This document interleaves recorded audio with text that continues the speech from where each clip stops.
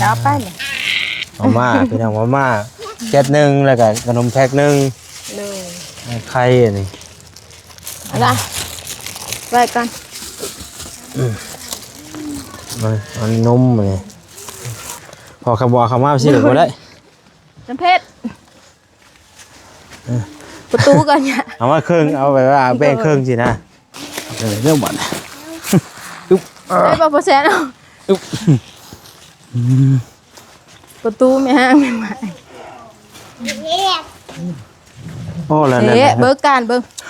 ลงมาไหมลง เอ้ยเนาะจบแข่งกันเพราะแห้งได้แบบนี้อันนี้เป็นเงินของทางผู้ใหญ่อยู่ทางเซงโกรดเด้อ เสียงโก แม่อยู่ทางเซงโกรดพี่น้องเนาะหรือว่าอยู่ทางฝรั่งเศสนั่นแหละเนาะเป็นฝากเงินมาให้ว่าฉันซื้อข้าวซื้อกระต้มขนมนมเนยมาให้ทางครอบครัวแม่น้องน้ำเพชรเนาะมีแต่เอาเงินที่ส่งที่ไทยไว้เด้อเด้อเนาะเป็นยังไง1 ล้าน150,000 กีบเนาะ เลยขาได้หลับแล้วหอดผู้ขาแล้ว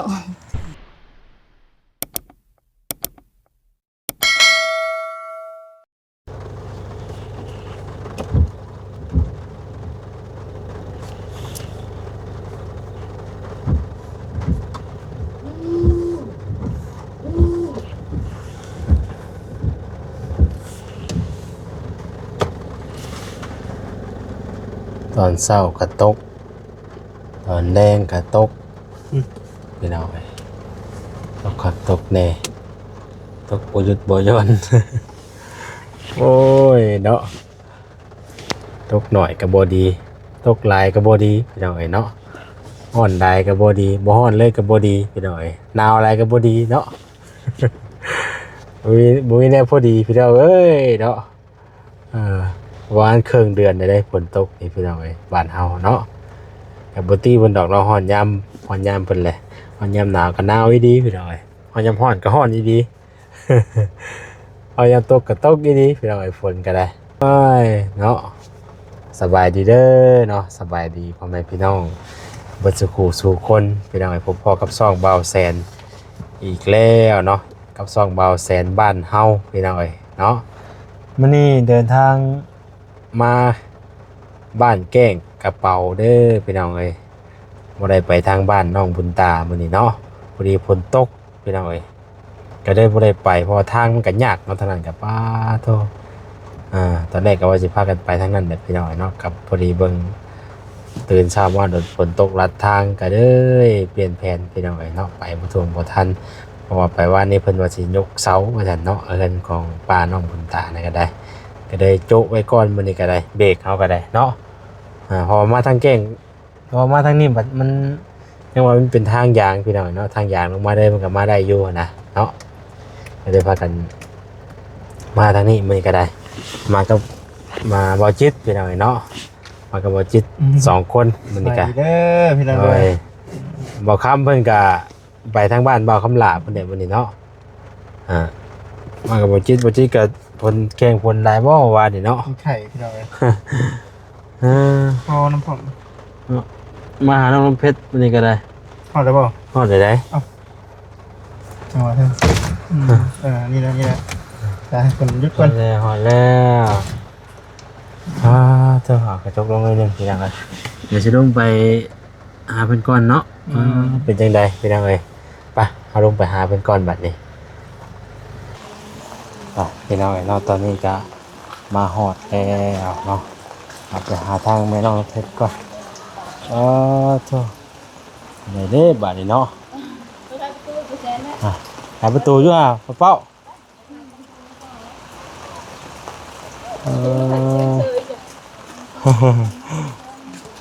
ประตูกระเพาะกันเลย มันบอลเปิดหน่อยก็ได้แหละว่าจะเข้ามาเกินยังไงนั่นดิมันดอกแล้ว มันดอกแต่ว่า โดยยังมันตีเปอร์เซ็นต์ เธอโตแก่พี่น้อยเนาะฝนก็ได้มืดผ้ามืดฝนมากดีรอนี่สบายดีเด้อสบายดีน้องเป้าเฮ็ดทรงผมใหม่บ่นี่ฮะโอ้ยเฮ็ดไปแล้วบาทนี่แถวก็เฮียน ก้วก็เฮียนช่วงผมก็ว่องบัดนี้ เบิ่ง อ่า ลงไว้เนี่ยมันกัดเสือ ฮะกัดอยู่บ่ฮะกัดอยู่บ่ มันห่วง เออ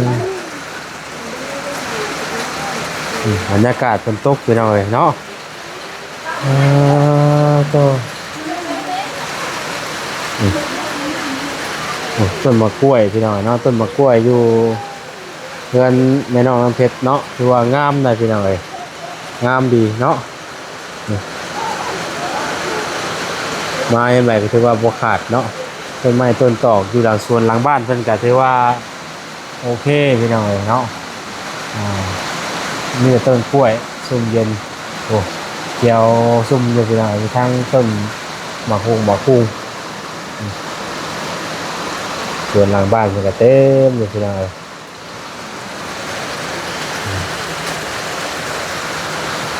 โอ้คนตกแท้ตกว่าเนาะไปดีไปตู้เวลาอยู่ดีมีแห้งอยู่บ่มันมาตะโดดเนาะใช่ไหม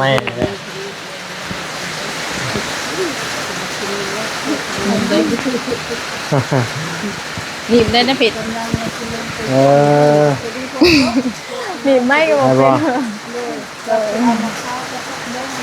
ฮะพอดีฝนตกเนาะ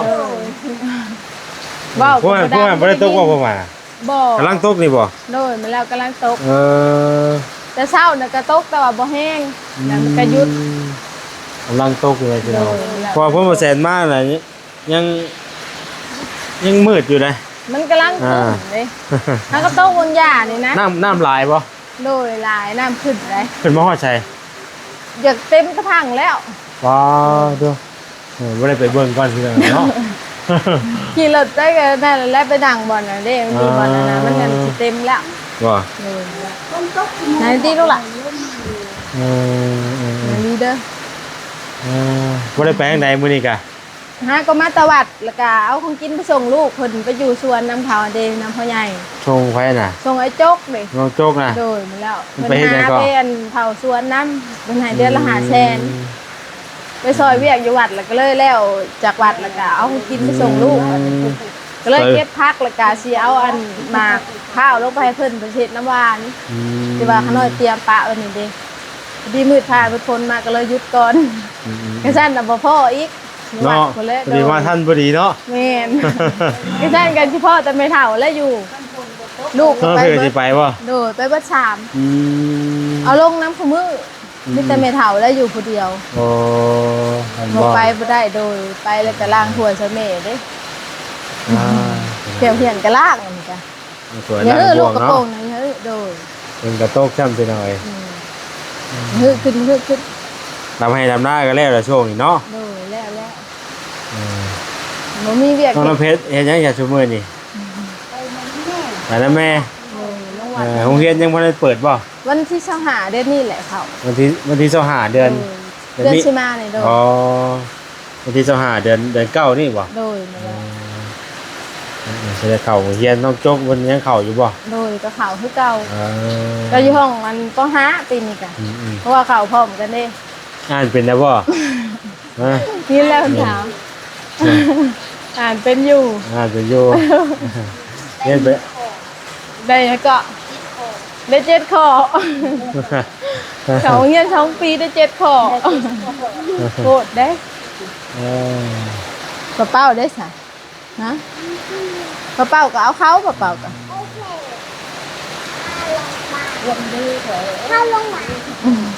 เป็น ล้างดี เป็นตกดีขนาดปีนี้เนาะ โดยมาแล้วตกดีขนาด โอ้โห ไปเพิ่นได้กะยะ เป็นจะได้ฉันนั่งเขาน้ำจำปายังอยู่บ่ โดยยังอยู่สอบปลาย เมื่อนั้นล่าสุดกับตั้งแต่อันว่าบ่าวซาลีพูดได้เนาะ โดยมาแล้ว ตั้งแต่ว่าซาลีเข้ามาพูดได้เพิ่นเอาเลย โดย ตั้งแต่ว่าซาลีเข้ามาซื้อมาให้บ่ โดยมาแล้วบาซารี่ซื้อมาให้นะ50โลในประเทศอัน2ถุงเด้เป็นถุงละ25โล ตั้งแต่ว่าซาลีซื้อมาให้พี่น้องเนาะเพราะ ผู้ใหญ่ทางมาซาลีหรือว่าแม่แม่แม่เคโพจีเนาะ โดน แม่ แล้ว เคโพจีซื้อมาให้ตอนนั้นเนาะไปจะได้เรื่องงานส้มงานซื้อรถ ขน้อยยังไปอีกขน้อยขึ้นแล้วพอแซนมาเดี๋ยวพอแซนต้องทามอีกแล้ว เพราะว่ากำลังสิไปอีกผัดอ้ายผัดมาแบบนี้อ้ายผู้ขาผัวมาเล่นหนังสือบางอย่างนี่ค่ะนะมาก็เลยยุดซาบ่ได้ไปแบบนี้เพิ่นไปเล่นหนังสือนั่งดีๆลูกล่ะเพิ่นมาเล่นเขาซัมมโนแหละเพราะว่าผู้ขาเล่นตอนนั้นแหละก็เพิ่นให้ขน้อยก็เลยบ่เล่นให้แล้วบัดนี้มาอี มัน ก จะนั่นได้ป้ายได้มันจะบ่ได้ป้ายได้แต่ว่าเฮาบ่เอาไป ผู้ขาก็เว้ากับลูกผู้มืออยู่ว่าเอ้ยสิเอารถไปอันนั้นว่าไปเล่นเปลี่ยนหนังสือว่าแล้วก็อยากให้เพิ่นเช็คให้เลยนะเพราะว่าเขาขี่ไป บ่ มัน เล่น ก็ จ้า มัน บ่เล่น นั่งดีๆนั่งดี เพราะว่ามันสตาร์ทก็บ่ได้บัดนี้เวลาเขายันก็อยากยากนะเป็นน้ำหมอไผ่บ่อะไรอย่างเงี้ย แล้วมันเป็นหมอไผ่มัน ผู้ขาก็อยากเอาเข้าไปอยู่แล้วก็อยากให้เพิ่นเช็คให้เลยเพราะว่ามันยากมันติดยากอันนี้ได้ก็เลยเว้ากับลูกอยู่คู่มืออยู่ว่าจักมือได้เนาะสิได้ไปเปลี่ยนแล้วซื้อรถเพราะว่าสิไปบางอย่างนี่คันอ้ายมา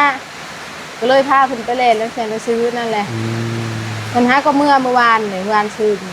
มาอยู่ทิศนึง เพ เมื่อ ราะว่า ก็ เฮาบ่ไปยืนมาชมหนังสือมันจะนั่นแล้วมันจะบ่ได้ป้ายมันจะเป็นรถมันบ่มีหนังสือบ่มีป้ายได้ ผู้ขาลงวัดผู้ขาก็เว้าสู่คุณแม่ทาง แจ้งค่ะ โดย ต้นแจ้งเลย นั้นดู เวลาเฮา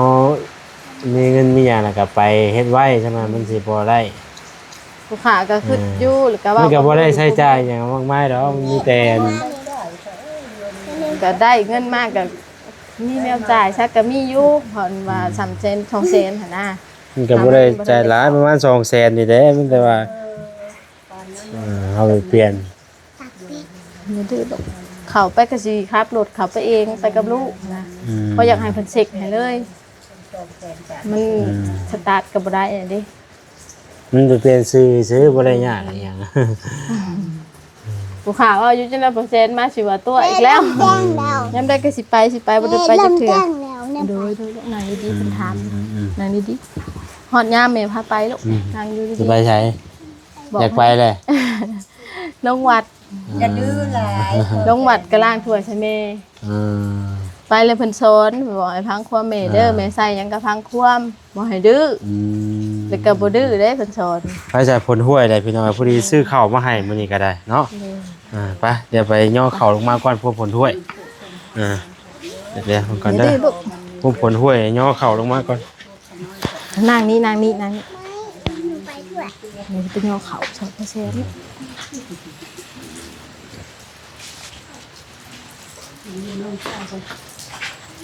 ลุกก่อนเลยเพราะฉะนั้นไปย่อเขาแล้วลุกก่อนเพราะฉะนั้นระวังเด้อถอยไปยืนมิ่ ต ง กลงนี่เนาะ เลยถอยไปไป เบิ่ง เดี๋ยวย่อข้าวไปพี่น้องพวกผลมันห้วยใช่ไหม น้ำเผ็ดเจ้าหามาจับประตูเด้อลูกเด้อ จับประตูไว้เด้อก ำลังชีอันนั้นอยู่ตัดไม่มาแปลง จะล่มได้เนาะ หน่อย ใส่กระจอดรถเชิงพุดไปหน่อย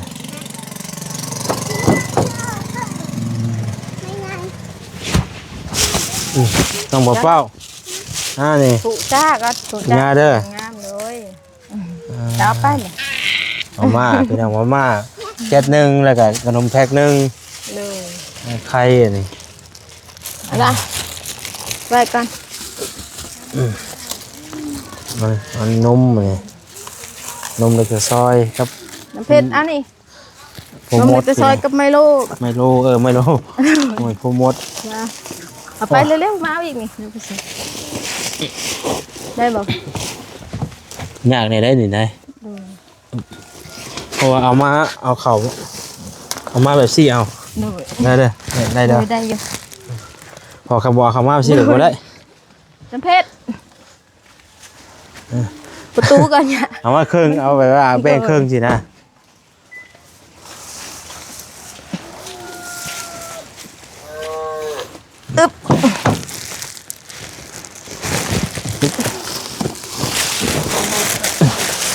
มึงบ่เพิ่นอันนั้นอยู่ครึ่งหนึงอย่าพึกลูก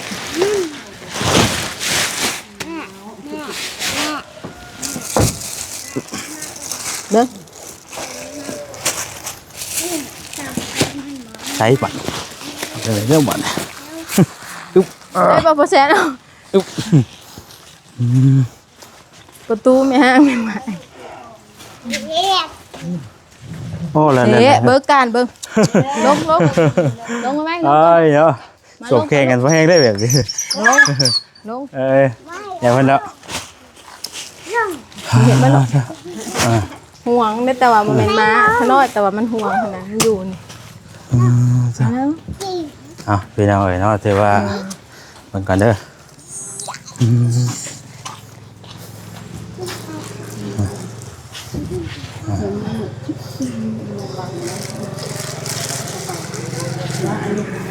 บ่บังสิบังเนี่ยกับเพิ่นเห็นเบิดอยู่ ไปพี่น้องเอ้ยไปถอยมาใช่หน่อยตกลงนี่ได้เนาะอึ๊บโอ้ยอึ๊บ ว่าแต่ดอยหลัง ซื้อข้าวมาให้พี่น้องเอ้ยเนาะข้าว50 โลนั่นแหละแต่ว่าแบ่งครึ่งเอาเพราะว่าช่วงนี้มันก็หน้าฝนเนาะมันหน้าฝนแล้วก็คันบ่เอามาแบบซี่มันก็เปียกพี่น้องเอ้ยแล้วก็กับขนมนมมาม่าแก๊สนึงนี่แหละไข่เนาะ อันนี้มา มาให้ทางแม่น้องน้ำเพชรมื้อนี้พี่น้องเอ้ย อ้ายมาบางอย่างกับโต๊ะอันที่ว่าคุณพอแซนแบ่งครึ่งแบบสิแหละก็เบิดครึ่งนึงแล้วก็ตัวที่2กำลังแกะตัวพอซาลีซื้อมาให้ แล้วก็จำนวนเงินนำพี่น้องเอ้ยเนาะ งานนี้ลูกละป้าบ่เฮ็ดตัว 3 4 5 ผู้ดีโทรมามื้อนี้ กำลังแกะตัวที่2สอง กับ2บ่ ดูแล้ว เงินเดือซื้อเครื่องนี่แหละพี่น้องเอ้ยเนาะยังเหลืออยู่1 ล้านกับอีก1 ล้าน ยังเหลือเงินอยู่1 ล้านกับอีก150,000เนาะเด้อไปเด้ออันนี้เป็นเงินของทางผู้ใหญ่อยู่ทางเซงโกรดเด้อ เชียงโก แม่อยู่ทางเซงโกรดพี่น้องเอ้ยเนาะหรือว่าอยู่ทางฝรั่งเศสนั่นแหละเนาะเป็นฝากเงินมาให้บ่ใช่ซื้อข้าวซื้อกระต้มขนมนมเนยมาให้ทางครอบครัวแม่น้องน้ำเพชรเนาะมีแต่เอาเงินที่ส่งที่ไทยไว้เด้อเด้อเนาะพี่น้องเอ้ย1 ล้าน150,000 กีบเนาะ ดูผู้ขาได้รับแล้วฮอดผู้ขาแล้ว เนาะเอาไว้ใส่ไว้ใจาย ขอบคุณเพิ่นเด้อว้าว โดย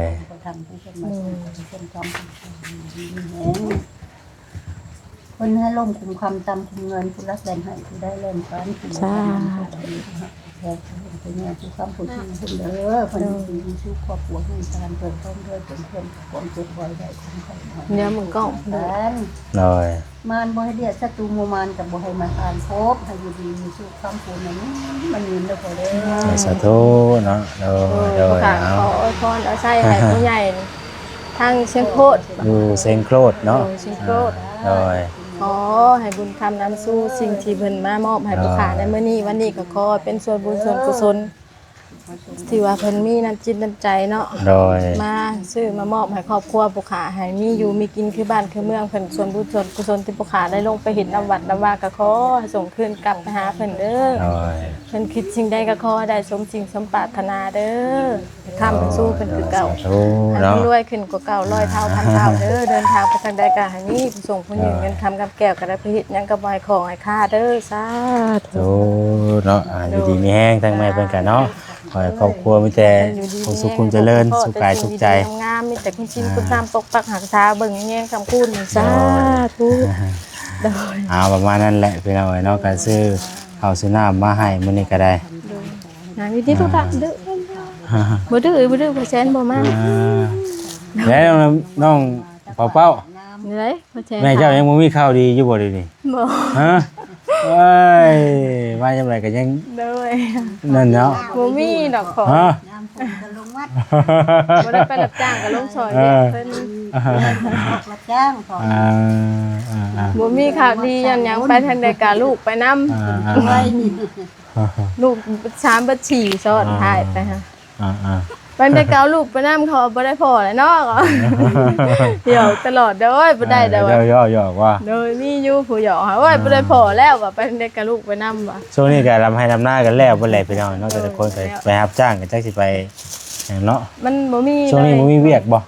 บ่มีเวียกมีแต่ลงซอยเวียกเพิ่นอยู่วัด วัดบ่ โดยเบิดซอยเวียกแล้วก็ลูกชายไปเผาสวนหักอะเก็บผักบงบ่ย้อนหมักบัวหมักอึมาสิมาขายเลยก็ขอกินก็ลูกขอน้ำเพิ่นไว้อยากกินนมเพิ่น ไปกินนมว้าย ถู กินน จ้าม ไว้ เด้อ มีแล้วต้องกินให้ได้เลย กินตัวใดกินตัวใด เดี๋ยวพ่ มีสองแบบแล้วนี่กินตัวใดนี่ จะกินตัวได้พ่อแจนถาม สีเขียวหรือกินสีไฟฟ้า กินสีฟ้า สีฟ้าบ่ สีฟ้า จังว่าสีฟ้าเนาะแต่กูจะเนาะ เลย ว้า ฉลาดเว้า เออ คันใหญ่มากเพิ่นเป็นได้นี่ก็คือสิได้กินแห้งอยู่เป็นตอนยังน้อยนี่โอ้ยลมคือผู้ใหญ่เลยรู้จัก เบิ้ เบิ ล ด ก็ตัดเองได้หันพอ โอ้ยแหวนเนาะ เลย อ่ะ ถูกอ่ะ ไม่จะไปตัดผมให้มันก็บ่งามแล้ว คุณแม่สอน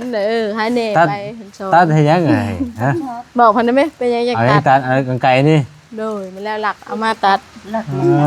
ขึ้นไปสวนแล้วบัดนี้อ้ายผัดกินขนมยางแล้วเพิ่นลิ้นเด้ลิ้นขนมยางแล้วมาใส่ผมแล้วยันแม่เห็นไปหลักมีกระตัดมาตัด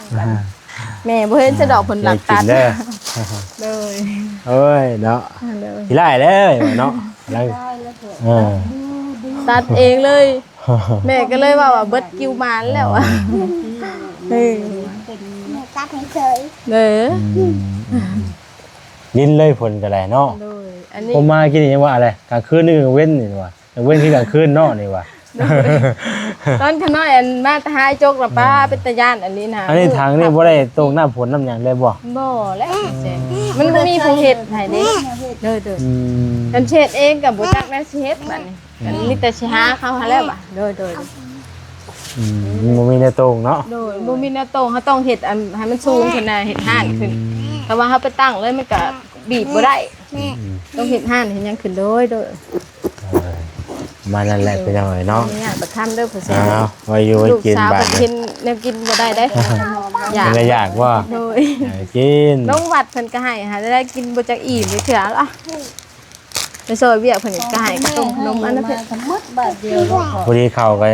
ยังบ่ทันได้เบิดเนาะกับพอดี ยังอยู่สอบหนึงกับ เพิ่ม อัน เติมอีก ครึ่งอันนี้แหละยังสหโลก็พอ แม่ สาลีซื้อมา ผู้ ให้ รักผู้ใหญ่ หา ผู้ได้ซื้อข้าวที่น้ำให้กินแต่ละเรือนก็ได้พี่น้องเนาะ โตขึ้นนี่ก็อีกจะ2 มื้อ3 มื้อก็หมดพอ เพราะว่าข้าวนี่มัน50โลแหละแต่ว่าเฮาแบ่งเอาไปสิเอา ชอบเนี่ยน้อยชอบต้นนี่ ก็ได้กระสอบไปใช่อีก กระสอบก็ไว้ใส่พื้น กระสอบมันดีนะกระสอบนี่ ใส่พื้นใส่อันนั้นแหละเวลาเราไปเก็บผักกัน มัน ยัง ก็ ไป เฮาเฮ็ดไปสิมันก็ได้ใจเพิ่มมาแล้วได้ใจกระสอบเพิ่มนิดนึง อ๋อ เพราะว่ามันก็แพงเลยกระสอบก็แพงเด้มันก็ง่ายเฮาบ่ได้เอามาแล้วมันก็ง่ายพี่น้องเนาะ เงินพอแซนมาให้นี่มือวันจันทร์พุธมือวันอาทิตย์นี่ก็ซอยเวียกเพิ่นก่อนเพราะว่าสิมีแขกมาวัดหั้นนะวัดป่าเพิ่นเพิ่นสิแกงหน่อไม้ พวกน้อยจักสิไปเจอได้ และมีแต่ว่าไปแลนเรื่องอันนี้ไว้มันก็บ่ได้ว่า พยายามได้ดูไว้ไปได้ ผู้ค้าก็ตั้ง เอาไป ใจ ในรถตลาดนี่ก็ได้ในรถตลาดแล้วแลนประจำ ขน้อย ไท ก็ ย อยาก นั่น ขี่ร น่ะ ถไปเองย้อนยังแบบให้เพิ่นเช็คบ่ได้บ่พอแซน เอาก็ได้คือกันก็ว่าอย่าให้ ย่า ไป น เซ็ก แต่ อะ ก็มันขี่บ่ม่ว มัน นบ่เป็นหยังดอกคันว่า ให้ เฮาเซ็กให้หยังก็ได้คือกัน โดย อืม ผู้ค้าก็ตั้งใจก็สิไปผัดมีซะแบบ มีแต่ว่าเซ็กเบิ่งมันบ่ได้หรอกพี่น้องมันบ่ได้สิไปกับลูกชายแห ใช้ ละ จ่ายเพราะมันเอาว่า200,000นะที่ว่าเฮาเอาป้ายเฮาเอาป้ายนํเขาซื่อนะ โดย สมมุติว่าเฮาไปเอาอยู่สวรรค์น่ะบ่ได้เสียเงินหรอกแต่ว่าอันคือว่าเฮาไปเอาคันคือเอา ไปหลับจ้าง เขา แล้ น่ะ วยังก็ เอามาให้นะว่า แส 200,000 น3%เห็นว่า200,000นี่แหละเอามาให้เฮาเด้ก็บ่ได้เสียหยังดอกบัดนี้นะมีแต่เท่า200,000นี่แหละจนเท่าเอาติดป้ายให้ ผู้ค้าก็ เอา คือ ป้ายไว้หล่นใช่มั้ยมันสิเอาเขาว่า ผู้ค้าก็คืออยู่เว้ากับลูกอยู่ลงวัดก็เว้ากับคุณแม่คือกันเมื่อเช้านี่ขน้อยแล้วยังบ่ได้ไปเปลี่ยนว่าอยากไปเปลี่ยนมาซื้อรถคุณแม่เอ้ย เพราะว่าตอนเฮาซื้อมาเฮาก็บ่ได้มีอันข้อมูลของทางเพิ่นน่ะนะก็เลยเอาใส่ซื้อเฮาเองก่อนแล้วก็เปิดมาฮอดแล้วก็ผมเปลี่ยนเอาสินะ มันก็บ่เป็นหยังคือเนาะมันก็เปลี่ยนได้อยู่ ที่ลูกนายไปกินข้าวอยู่วัดเนาะมึงดู โอ้โอ้โอ้ นั่งกินข้าวอยู่ดีเด้ อ๋อเดินเดิน ประมาณนั้นแหละพี่น้องเอ้ยเนาะ เดิน มันก็ตกดินเอาสิได้กลับป้าได้บัดนี้เด้อซื้อข้าวซื้อน้ำมาให้มื้อนี้ก็ได้พี่น้องเอ้ยเนาะดีๆมีแฮงเด้อเนาะ เงินพร้อมเดิน โดย สาธุขอให้คำให้สู้เพิ่นเด้อส่วนบุญส่วนกุศลเป็นขาได้ลงไปเฮ็ดน้ำวัดป่าแม่ตาธรรมวัดญาสุนทร ไปล้างถ้วยล้างบ่วงหรือว่าผู้ขาบ่มีเงินมีคำแต่ว่าท่านเหือท่านแห้งเป็นพักเป็นอันในส่วน ใช่เนาะ เก็บลงไปถวายเพิ่นโดย สวยงานเพิ่นทั่วแล้ว ทำอีกวอนผู้ขาจงไปฮอดไปถึงขอให้กลับคืนไปหาเพิ่นให้เพิ่นอยู่เย็นเป็นสุขให้พวกเพิ่นขอแต่คุณชินคุณธรรมเด้อสาธุ บัดนี้พี่น้องเอ้ยเนาะ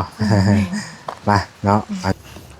โอเคพี่น้องเอ้ยเนาะก็ได้มอบข้าวมอบน้ำไปทางเพิ่นไปที่พ่อยแล้วเนาะจังได๋ก็ขอบคุณทางผู้หลักผู้ใหญ่แม่อยู่ทางเซงโกรธพี่น้องเอ้ยเนาะก็ให้อยู่ดีมีแรงสุขภาพแข็งแรงพี่น้องปราศจากโรคภัยไข้เจ็บเด้อเนาะอายุมั่นขวัญยืนสดซอยเข้ามาทางครอบครัวแม่น้องเพชรก็ขอให้เพิ่นอยู่ดีมีแรงมีแต่ความสุขความเจริญสุขกายสุขใจเนาะขอให้อยู่ดีมีแรงทั้งครอบทั้งครัวมีแต่ความสุขความเจริญพี่น้องเอ้ยเนาะในหน้าที่การงานก้าวหน้าต่อไปเด้อขอให้เป็นเจริญรุ่งเรืองเนาะเอาลำลาไปก่อนอยู่ดีมีแรงก็สุขสู่คนพี่น้องเอ้ยเนาะสบายดีเด้อพี่น้องเด้อ